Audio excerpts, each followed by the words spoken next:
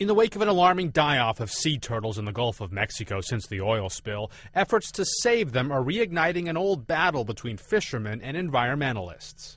Suzanne Smith of the Audubon Aquarium in New Orleans supports the new fishing regulations. These would require Gulf shrimp fishermen to install turtle excluder devices, or TEDs, to their nets, allowing the creatures to swim to safety before drowning. We certainly need to do our part to help preserve all the endangered species of sea turtles, and that's why NOAA and NIMS are doing their part to try and figure out what they can do by installing the TEDs correctly and making sure that it's made of the correct material and that the fishermen are installing them.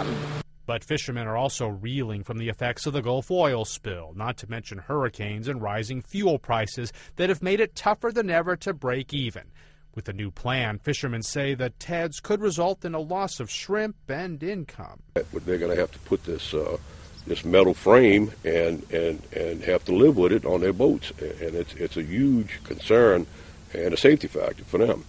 But basically, it's lost revenues. Lost revenues. We're only pulling 2 16-foot nets, and when you start trying to make a living with that, any kind of losses really affect what we're doing.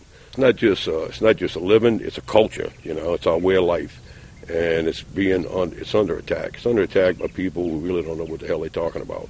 And as workers still weave fishing nets by hand at his shop, Robert BOUDREAUX explains the nets haven't even been fully tested in shallow bayou waters. And now they're trying to put TEDs in smaller boats, where it's going to be a lot more dangerous. And they're trying to put it in waters where they never proved that the TEDs will even work. Because they proved that it'll work in nice, clean conditions. They never proved it's going to work in Louisiana marshes. Despite the controversy, the Audubon Aquarium says TEDs may be the only hope for saving the many species of endangered sea turtles. Lee Powell, The Associated Press.